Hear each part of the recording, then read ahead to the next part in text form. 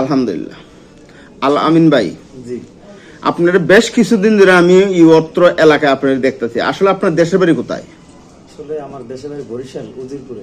উদিরপুর। জি তো আপনার তো লেবাসে বোঝা যেতে আপনি মনে হয় চরমনের মুরিদ। জি আলহামদুলিল্লাহ, আমি প্রায় 16-17 বছর যাবত আগে চরমনায় গিয়েছিলাম। কত সালে? সম্ভবত 2008 সালে। 2008 সালে শিডলের শেষ পরের বছর। সিলেটের বন্যার পরের বছর। জি আচ্ছা, তাহলে এখানে যাওয়ার পরে যাওয়ার কি ইতিহাস, আপনার কে নিল? মূলত আমি চরমনায় গেছি দেখার জন্য। আপনার দাওয়াত দেন নিচে কে? আমাকে কেউ দাওয়াত দেয় না, আমি দেখছি, দূর থেকে দেখছি যে চরমনার মুজাহিদরা ট্রলারে, বাসে, লঞ্চে কইরা হাজার হাজার শত শত মানুষ যাইতে আছে। ঠিক আছে, আমি প্রথম ভাবছিলাম যে এগুলো হয়তো টুঙ্গি ইস্তেমা যাইতে আরে আছে। ভাই, আপনি টঙ্গি ইস্তেমা রাখেন ভাই, আপনি আগে কোন তরিকা ছিলেন সেটা বলেন আগে। আসলে ওইভাবে যদি বলতে হয় তাহলে আমি আট্রসির তরিকার ছিলাম, আমাদের ফ্যামিলি আত্মীয় স্বজন সব আট্রসি যাইতো।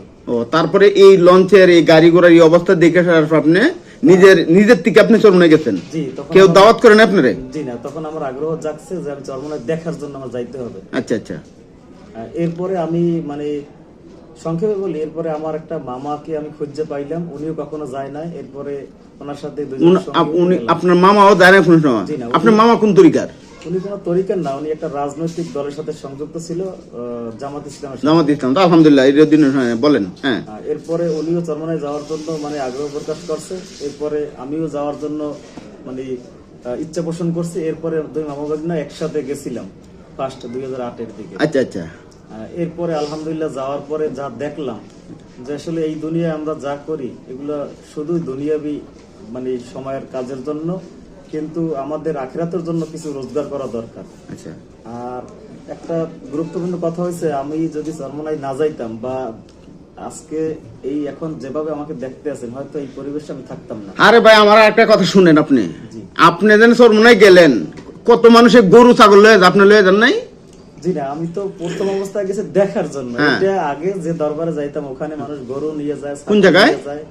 আচ্ছা, হ্যাঁ। কিন্তু এখানে কোনো গরু ছাগল নাই, এখানে যে কয়টা আছে সব মানুষ, এবং আলহামদুলিল্লাহ সব দিনদার মানুষ। কেউ গরু ছাগল লয়ে যায় না? জি না, এখানে গরু ছাগলের কোনো কারবার নাই। তাহলে চরমনে বড় বড় ডেক বসা, আপনাদেরকে কি চরমনে খাওয়ান দিছিল? এখানে নিজেরটা খাইয়া নিজের পকেটের টাকা খরচা করে তারপর চরমনায় মাহফিলে যাইতে হয় এবং মাহফিল শুনতে হয়।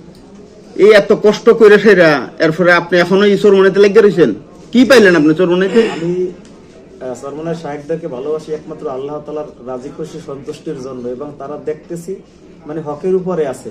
কত টাকা দেশের আপনি মুড়ি দিচ্ছেন? আমার 4 আনা পয়সাও মুরিদ হইতে দেওয়া লাগে না, এবং কোনো টাকা পয়সাও তারা নেয় না, এবং নিজেরটা খাইয়ে নিজের খরচা করে তারপর ওখানে মাহফিলে যাই, মাহফিল বয়ান শুনতে হয়। তারপর আপনার মামাও ছিল আপনার সাথে? জি, তারপরে আমরা ওখান থেকে আসার পর আপনারা খানা খেলেন কোথায়? আমরা নিজেরা নিজের খরচায় আমরা খানা পাকাই ওখানে রান্না করে খাইছি। তার কি যারা যায় সবাই এখানে পাকায় পাকায়? হাজার হাজার লক্ষ কোটি যত মুসল্লি যায় সবাই নিজেরটাই খাইয়ে তারপরে মাহফিল শোনে। এনে কি এই দলবদ্ধ ভাবে এই পাক করে কাফেলা ভাবে, নাকি যার যার এক? জি না, এটা প্রতি কাফেলা ভাগ করা আছে, এবং কাফেলা একজন আমির থাকে, ওনার নেতৃত্বে রান্না বান্না হয়, এবং কাফেলায় সুন্দর পরিবেশে আপনার খাওয়ার ব্যবস্থা হয়। ও, যেমন এলাকা ভিত্তিক লোকজন মিললে একটা কাফেলা করে। জি জি। এই কাফেলার তরফ থেকে একজন আমির থাকে। জি জি। এই আমিরের নির্দেশে সবাই সেই আমিরের নির্দেশ অনুযায়ী সবাই যে কদিন মাহফিলে থাকতে হয় সবাই চলে, এবং সুন্দর একটা পরিবেশে খানা পিনার ব্যবস্থা হয়। এখানে কোনো টাকা পয়সা দিতে হয় না? জি না, ওখানে কোনো টাকা পয়সা দিতে হয় না, আপনি নিজেরটা খরচা করে আরো যাইতে হবে। আচ্ছা, ওই জায়গার মাজার কত বড়? ওখানে কোনো মাজার, ওখানে দিনী শিক্ষা প্রতিষ্ঠান আছে উপমহাদেশের মধ্যে বিখ্যাত চরমনায় জামিয়া রশিদিয়া ইসলামিয়া মাদ্রাসা এবং আল কারিম জামে মসজিদ ওখানে আছে। এখানে মাজার নাই?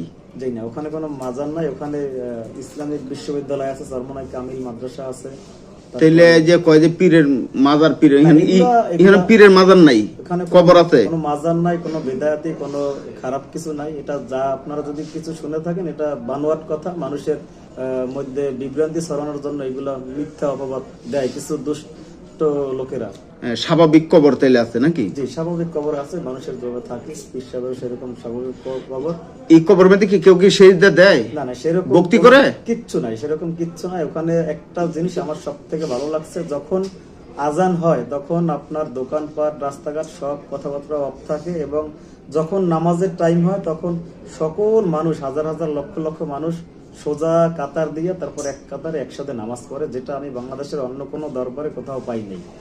অন্য কোনো দরবারে, আমি বাংলাদেশের বিভিন্ন দরবারে আমি গেছি, দেখছি কেউ নামাজ পড়ে, কেউ খানা খায়, কেউ বয়ান শোনে, কেউ হাঁটাচলা করে, কেউ ক্যানভাসারদের ক্যানভাস বক্তব্য শোনে, কিন্তু ওখানে ওরকম কোনো সিস্টেমই নেই। ওখানে যখন নামাজ তখন সম্পূর্ণ বেচা কিনা, রাস্তাঘাট সব বন্ধ থাকে এবং সবাই নামাজে একসাথে সামিল হয়। তা আলামিন ভাই, আপনার থেকে আমি আরেকটা জিনিস জানতে চাই, এখনো কি আপনি চরমনায় যান? যে ইনশাল্লাহ প্রতি বছর যাই, এই ফাল্গুনেও যাওয়ার ইচ্ছা আছে, এবং আমার কিছু বন্ধু বান্ধব আছে, ওদেরকেও দাওয়াত দিয়েছি, তারাও যাওয়ার আগ্রহ প্রকাশ করছে। আরেকটা বিষয় আমি জানতে চাইতেছি, আপনি এই পর্যন্ত যাইতেছে, এখন তো লোকজন বাড়ছে, আপনার পরিবার, স্ত্রী পরিজন, মা বোন, তাদেরকে নিয়ে যান না? জি না, ওখানে কোনো মহিলাদের কোনো অপশন নাই, ওখানে পুরুষ যায়, মহিলাদের যাওয়া নিষেধ। এবং এটা কি চরমনের তরফ থেকে নিষেধ? জি জি, একবার শায়েকে সে ঘোষণা করে দিয়েছে যেখানে মহিলাদের আসা যাবে না, এবং পুরুষ ওখানে সবাই। তাহলে আপনাদের পাকশাক কে করে দেয়? পাকশাক এই যে আমির থাকে, ওনার নেতৃত্বে দুইজন বাবুর্চি থাকে, খাদেম থাকে, ওনারা পাকশাক করে এবং খাবার পরিবেশন করে, সুন্দর একটা পরিবেশে খানার ব্যবস্থা করা হয়। তো এখানে ভালো একটা পরিবেশ। তাহলে আপনারা এই দাওয়াত দিয়ে লোকজন দাওয়াত দিতেছে না, লোকজন খালি এখানে মাঝে বাড়তে, দিন যায় বাড়ে, দিন যায় বাড়ে। জি জি, আমরা এখন দাওয়াতি কার্যক্রম চালাইতেছি আলহামদুলিল্লাহ, এবং প্রতি বছর মাহফিল হয় অগ্রহায়ণ মাসে এবং ফাল্গুন মাসে। আপনারা বিভিন্ন দিকে সফর করেন, তারপরে ঘোরাঘুরি করেন, সবার প্রতি আমার উদারত আহ্বান থাকবে যে চরমনায় মাহফিলও 4 দিনের জন্য যাবেন ইনশাআল্লাহ। আশা করি জীবনের মোড় ঘুরে যাবে।